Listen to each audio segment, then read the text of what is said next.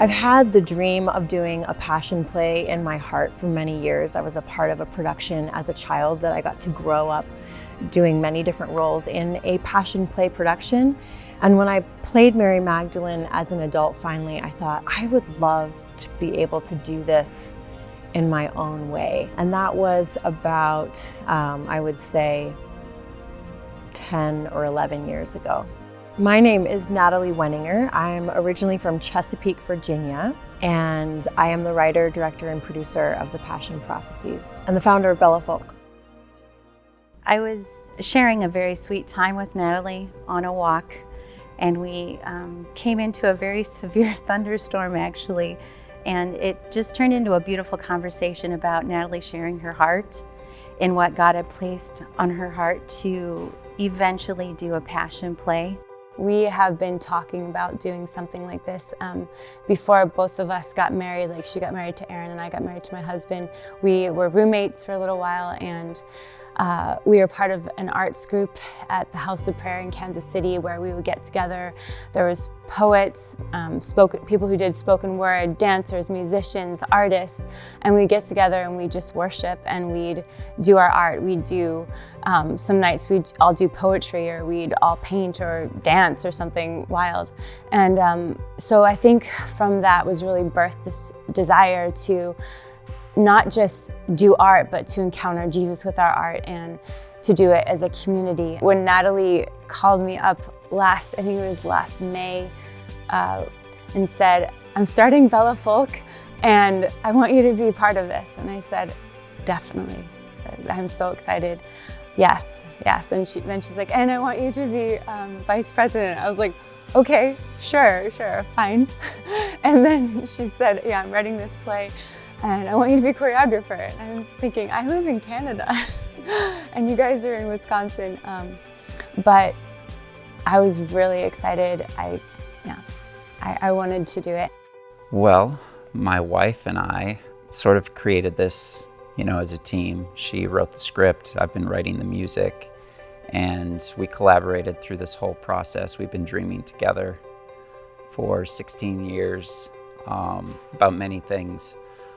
Passion Play was one of them, and the doors at this facility just opened wide for us, and we took the challenge and we're doing it.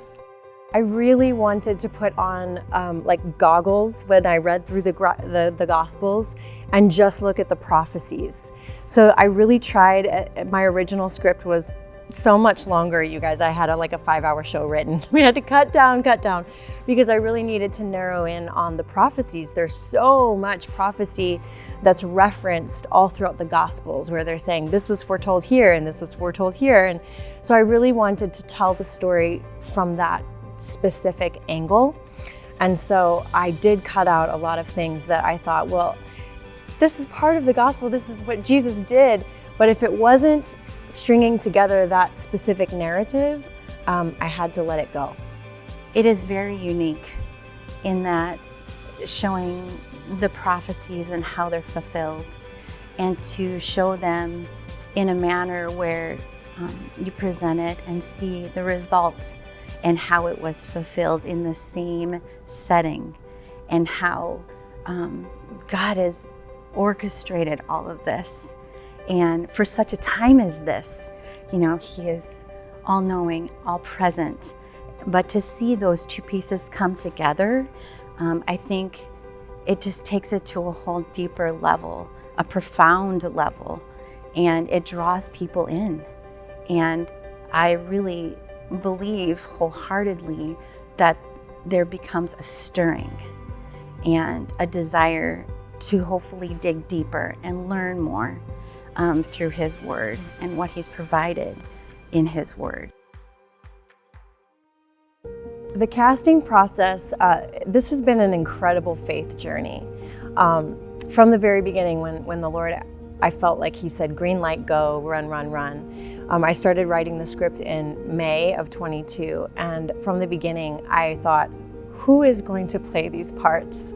As I started writing, my husband started writing music, and I was like, oh, we got to bring that song that you wrote last year. We got to do these things. And then all of a sudden, it turned into a musical. And I was like, now we have to find singers and actors. How are we gonna do this? And dancers. So from the beginning, every step of the journey was, God has called us to this work. He will provide. We're writing about Jehovah Jireh. God is provider. We're writing about the faith of Abraham. He's my hero. Abraham is my hero. And Moses, these men who had unshakable faith. Romans 4 says that Abraham never wavered in his faith in God. The older he got, the more he believed that God would be faithful to his promise to him, which is impossible for a 100-year-old man to still be bearing children. And yet his faith only got stronger. So the more challenges arose, I thought, how are we going to get actors that can sing and dance? And where are they going to come from? I don't know anybody. I just started stepping out in faith and saying, God, you've called me to this work. You will provide. And he did. And when we had that first audition, Janis and I were in tears. We were absolutely on the floor, blown away by the people that God brought to that first audition. I would say out of, our cast of 50, 15 people I knew before 3 months ago. It's a very small number of people that are my immediate contacts. The word just went out, and God, he brought everyone together. My name is Matthew Leskinen, and I am playing Yeshua. I kind of grew up in theater. I was roped into it at a young age and fell in love with it. And then I graduated high school and could no longer perform with the cast and company that I used to perform with. So one of my old directors, his name is Mike DeLong, he mentioned that Natalie was writing this show, Passion Prophecies, and I thought it was a super cool idea. He told me while she was writing it, so a whole year went by, or just about, and then he brought it up again. He was like, hey, auditions are next week, you should audition. And I was kind of battling internally with it because I work full-time and I wasn't sure if I could make the commitment, but I ended up auditioning and I got cast. So my name is Karen Elizabeth Sharkey, and I play a Hebrew woman in Act 1, and I play Mary Magdalene in Act 2. I had no idea how we were gonna get this many people or where they're gonna come from. I really enjoy connecting people, so I was definitely spreading the word and trying to, encourage and persuade other people, you should really audition, you should come to this, you should do this. But I think the struggle anywhere with any type of creative endeavor is usually finding men. And so the first rehearsal, it was really this incredible experience of being surrounded by all of these really talented people, especially these young men who are, strong and tall and talented, and it wasn't just this measly cast. It was all of these people who genuinely love the Lord and who want to tell his story. And so I think that in and of itself was just a testament of God's provision and his goodness. So my name is Amy Ryan. My role at the Passion Prophecies is costume director, designer. Well, I'm totally introverted. So I'm not connected to people at all, which is my sarcasm. I'm an extrovert, I love people, so I love meeting the cast. I love multi-generational experiences, and this is it. I love being with the little people and the older people and the young, just the full gamut of God's people is just, the excitement is palpable. And just to be with so many people who truly love Christ and want to see his kingdom built, and to be a part of that is a great joy. Some of the songs were written before the play was even written. They came from my heart, from a place of worship. And some of the songs were written specifically for the play with a team of people that collaborated together. It was great to see some of my songs. That was probably the most exciting thing, is to see the cast starting to sing some of my work and carry the heart behind it, and to see that on stage was amazing. But yeah, some of the songs were written sometime before, and some for the play specifically with a team of people. It was a great process, lots of fun.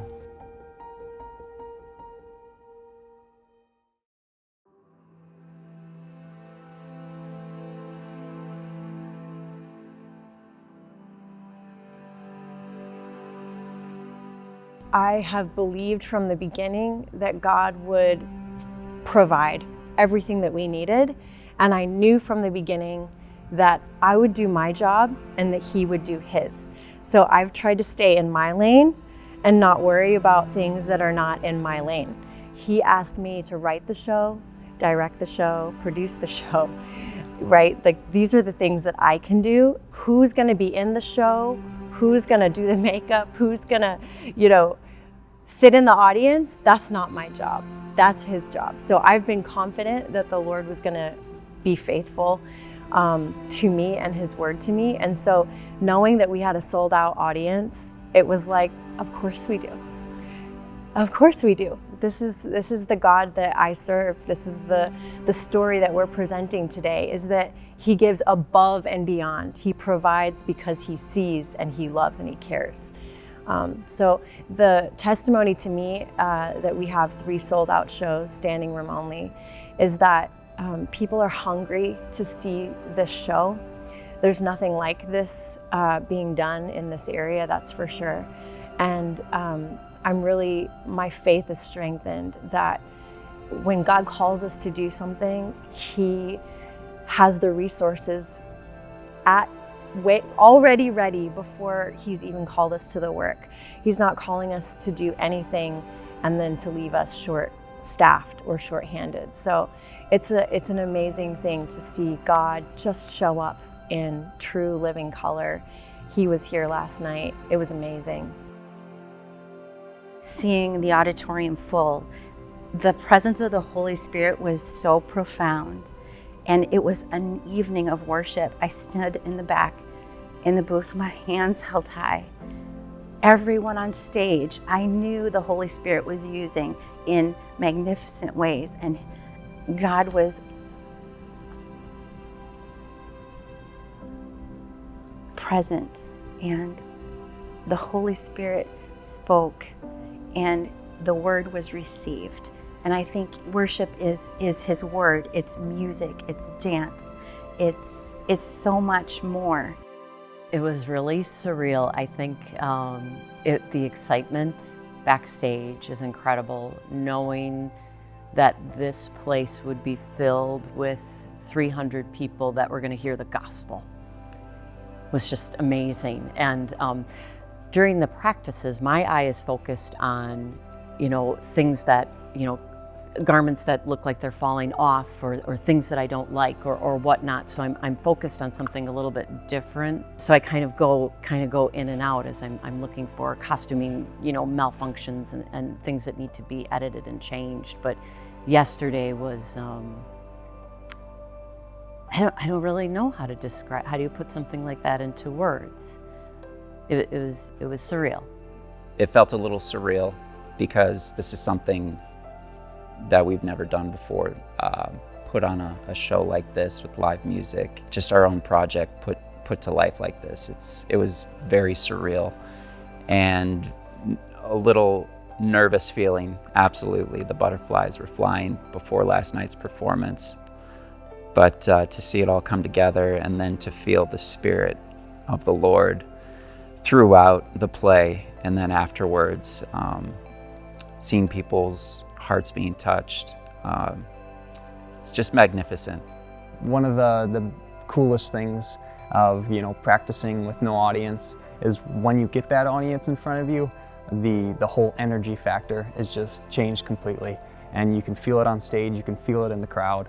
And one of the things I noticed last night, which may be taken as a bad thing, but I don't think it was that they weren't clapping too much. And you might think that's a bad thing, but I think it was because they were so invested and captured by the story that was being told that they had no, they didn't think to clap because they were just so invested in the show.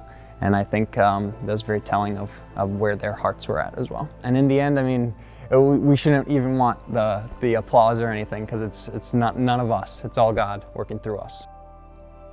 This is people are here and they get the chance to hear the gospel from creation to resurrection. And you know, when we were up on stage, it was just this incredible, you know, we're singing lyrics like, you know, we have a future, a hope, a joy, a peace, a home, a life eternally, and like singing that and having just this heart's desire for each person in the audience, like who needs to hear that there is hope, that there is joy for each one of us. And so having not just people in the audience, but hearts, you know, to want to connect with. And then as soon as the show ended, you know, and there's audience clapping, we're going backstage and we're like, okay, now is the time to pray, you know, and now is the time when like God is doing this work and we just want to partner with him in it. My desire is to bring this back next year and the year after that and the year after that. The production that I was a part of back home was an annual thing, and I just thought, wow, that's a really beautiful thing to be able to provide a community with a production every Passover and First Fruits that connects us to the significance of this story. And so my heart is to bring it back, but Bella Folk as an arts collective, I have really big, big God dreams. Like I see children's books, I see art installations, I see film, I see more plays, I see all kind. I would love to do an album with all of the music for the Passion Prophecies. So all of these things are like, I'm going, God, I don't know what, but I'm just putting them out there. Whatever you want to do, do it. So I don't know what's next. I know that the Lord is in a season for me of like pouring in some new vision for what he wants to do in this new year. And I'm just saying yes to all of it. So I know that there will be more productions. There will be a book. There will be hopefully lots more things to come.